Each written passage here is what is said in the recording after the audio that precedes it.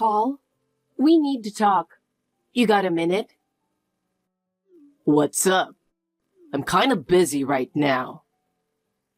I know you're busy, but this is really important. Important? What is it? Spit it out. I've been thinking. You've been acting weird lately. Weird? What do you mean? You've been coming home late, and I've been getting strange texts from numbers I don't know. Huh? How is that my problem? And last week, when you said you were on a business trip, my friend saw you by chance. You were walking with a young woman. That was just a coworker. It's nothing. You've got it all wrong. A coworker? My friend said you two looked pretty close. No, I'm telling you, it's a misunderstanding. You gotta believe me. I can't believe you anymore. Everything you do is suspicious. You come home late every night with nothing but excuses. If you're so suspicious, why don't you bring some evidence? I don't have concrete evidence, but your behavior is just too strange. Sudden business trips, not answering your phone. Are you seriously accusing me of cheating? What else am I supposed to think? It's obvious you're lying. When I saw you sneaking out in the middle of the night, it really broke my heart. Look, it was just a fling. It didn't mean anything, and it wasn't cheating. That excuse won't cut it. I trusted you, and now I feel betrayed. Do you have any idea how much this hurts me every day? I'm sorry, okay? But it's over now. So can we drop it? Over? Maybe for you, but I'm still hurting. This kind of pain doesn't just go away. I said I was sorry. Isn't that enough? An apology isn't going to fix this. I can't trust you anymore. It's going to take time to rebuild that trust. Come on, give it a rest. Stop making such a big deal out of this. A big deal? If you think cheating is no big deal, then our relationship is over. Over? Don't be so dramatic. This isn't being dramatic. My heart is breaking. If you can't understand that, there's no point in talking anymore. Fine. Let's just drop this, okay? What? We're not done talking until we solve our problems. If you can't trust me, then maybe I shouldn't be in this house anymore. You know what? If you're really sorry, maybe some distance would be good. What are you saying? If you keep this up, I'm really gonna leave. Since you don't trust me at all, I think I'll go clear my head. What? Just came up with this plan. I'm going on a 3-day trip with my girlfriend starting tomorrow. Whatever. You don't need to tell me. Can you pack my bags? Do it yourself. What kind of idiot asks his wife to pack for a cheating trip? You used to do it for my business trips. Don't compare business trips to cheating. You're so cold. No wonder you get cheated on. I'm cold because you cheated, dumbass. Oh yeah. Mom was complaining about not having enough money this month. Give her about $1,000, will you? If you have money for a trip, why don't you give her that? I don't care about cash for you and your side chick to have fun. No way. This money is for me and her to enjoy. It's separate from Mom's living expenses. Then let your mother keep complaining. I'm amazed at how irresponsible you are. You're the worst. If anyone's the worst, it's you for going on a trip to cheat. Have you ever thought about how much you're hurting me? I don't know why I ever married you. Funny, I feel the same way. Marrying you was the biggest mistake of my life. I regret it every day. You know that lawyer you got for alimony? It's useless. Why's that? Remember the prenup? The clause saying you can't claim alimony if I cheat was my brilliant idea. I don't recognize that. You made it up yourself. It means nothing to me. Everyone does it. What's your point? I'm sick of your selfish logic. I'm just a man ahead of his time. I adopted these practices early. Give me back my 2 years. I feel like all the time I devoted to you was wasted. Hey, at least you got to take care of me for those 2 years. Enough. Talking to you gives me a headache. Funny coincidence. Talking to you gives me a stomachache. Will you make me break out in hives all over? You make my heart race, make me dizzy and short of breath. I need to take heart medicine just to deal with you. Whatever. I wish you'd just drop dead. You going to the courthouse today? I'm heading there now. Thanks. It's not a big deal. You don't need to thank me. You're pathetic if you can't even handle this much. I'm looking forward to the vineyard. Maybe I'll buy Mom some wine. I'm sure she'll be thrilled with something from your cheating trip. You're so sarcastic. Don't get too excited and crash.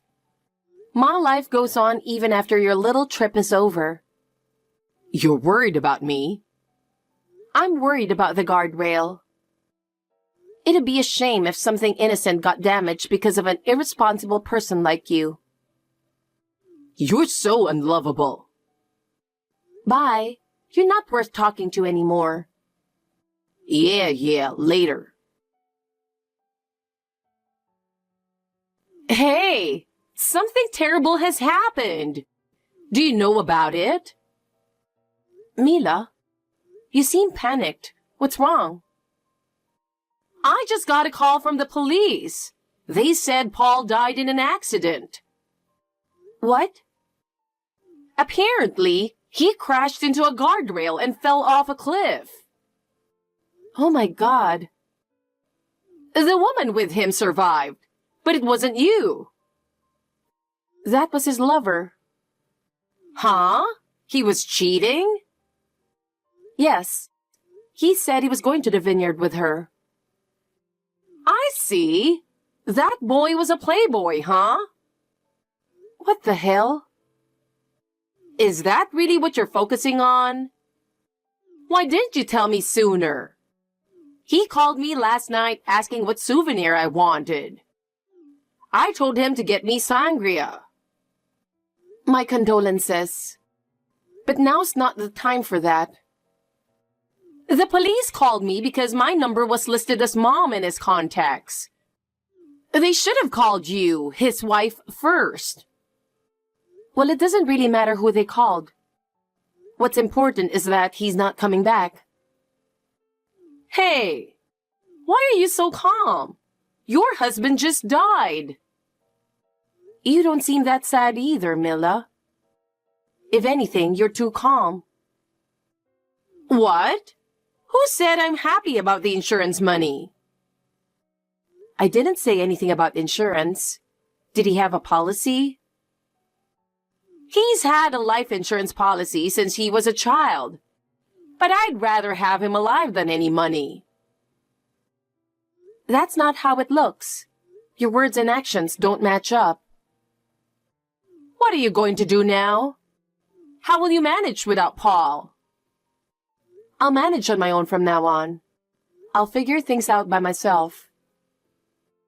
A parasite wife like you has nowhere to go. Who do you think would hire you? I'll start looking now. I'll pave my own way, so don't worry. I'll take care of you if you want to be my slave for life. Excuse me? You're joking, right? You'll be taking care of me from now on. Now that Paul's gone, someone needs to look after me. What are you talking about? I have no intention of taking care of you. He may be gone now, but we're still family. We should support each other from now on. Huh? Are you crazy? Why should I live with you? What? Why not? Because you've always been cold and rude to me. I can't imagine living with someone like that. We're in the second year of marriage, right? We talked about living together after about 10 years. It's just happening a bit sooner. That was something you decided on your own. I never agreed to it. Then agree now. I refuse. I intend to live my own life. I won't be at your beck and call. How can you abandon an old woman who's just lost her child? Who would want to live with someone who treats others like servants? You're always harsh and complaining. Living together is out of the question. Paul's death is God giving us a chance. We should start anew and live together harmoniously. That's a nosy God. But I won't listen to you anymore. I've decided to follow my own path. Anyway, once Paul's body is returned, we'll be busy with the wake and funeral. You don't have time to be spacing out. Excuse me. Hey, where are you? I've been looking everywhere. Huh? Why would you be looking for me? Paul's body is back. We're at the funeral home. Come quickly. I'm on vacation. What? It's your husband's wake. He's not my husband anymore. What do you mean? We divorced a while ago. What? Paul's affair came to light 6 months ago. At first, he begged for forgiveness, saying it was just a fling. I tried to forgive him and rebuild our relationship. But it turned out there were about 10 women. Oh my! He was a smooth talker. He's got a sense of humor, and I'm sure he's popular with girls. A man's affair or two? It was 10 women. He forgot my birthday and our anniversary, spending them in hotels with those women. That's terrible. Mila, can you imagine how I felt when I found receipts for fancy gifts he gave them? Was he making that much money? No, his income was average. Then where is he getting the money from? He probably took out loans. You mean I have to repay them? How much? Looks like it. I'm divorced, so you're the sole heir. Will the insurance cover it? I have no idea how much debt there is. When did you divorce? The day before he left for that trip. The divorce was already decided, so he went on his cheating trip openly. I see. I'll claim compensation for the affair too. He's gone now. What are you saying? I already claimed compensation while Paul was alive. As his heir, you'll have to pay me. It's $30,000, by the way. The insurance is only $30,000. Oh, that works out perfectly then. You're kidding. There's nothing left for me. He had some selfish clauses in the prenup like no compensation for affairs. But that's invalid under the law. No way! I'm not gloating. It's sad he died so young, and I'm not without sorrow.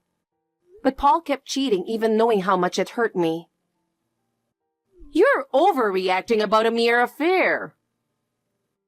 I thought it was just an affair too, which is why I forgave him once. He betrayed that trust. How am I supposed to handle inheriting his debts and compensation payments? Weren't you going to live with me? I clearly refused, remember? Why? If you have any compassion, be kind to a lonely old woman who lost her son. Don't you remember what you said when I lost my child? The miscarriage? That's different. No, it's not. You laughed and called me a defective, good-for-nothing failure when I miscarried early in the pregnancy. I don't remember that. I still have nightmares about it. I'm sorry. I was just looking forward to a grandchild.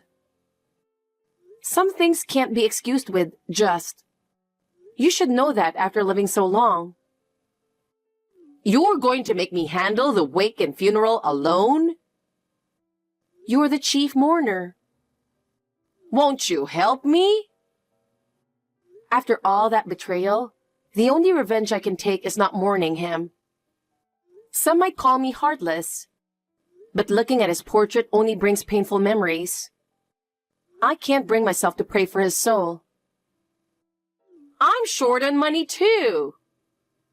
Paul told me. He said you needed about $1,000 for living expenses. I don't have money for a funeral either. Unfortunately, I don't have any either. We had no savings to divide, and he refused to get life insurance, saying he didn't need it. What a foolish child! I have to get by on what little money I have left, too. This is troublesome. Well then, excuse me. Wait, you heartless person! Are you the wife? Who are you? Paul's girlfriend. Which one? Huh? There were more? At least 9 others. What the hell? That jerk?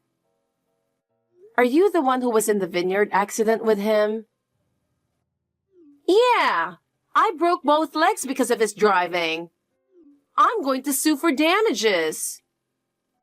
He's gone, you know. I know. That's why I'm contacting you, his heir. Good thing I stole your contact from Paul's phone. I can't believe I'm saying this again. We've been divorced for a while. What? We filed for divorce the day before he went to the hot springs with you. No way! So I'm not inheriting anything. Then, can I inherit his assets? Paul was with such an idiot. How pathetic. Huh? A stranger like you can't inherit anything. Paul's mother is the sole heir. Besides, he had no assets. So, if I go to his mother, I can claim accident compensation? I guess you could. Great!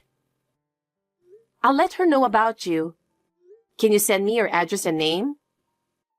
Okay. Today's the funeral, you know. You're not going to show your face. No reason to go, right? He was just one of my sugar daddies. I didn't really like him. What's that? I have different sugar daddies. One for dinner, the hotel, even an overseas travel. So, you're basically the queen of all these people. That's impressive. Well, with my looks, it just happens. But lately, I'm getting bored of fancy food. That's my concern for now. I see.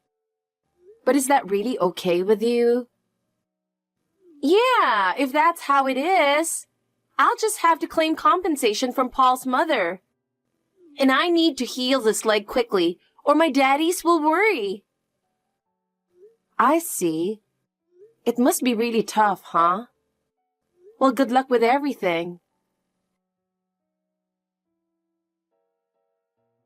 After everything went down, Paul's mom, Mila, got stuck with his debts on top of her own money troubles.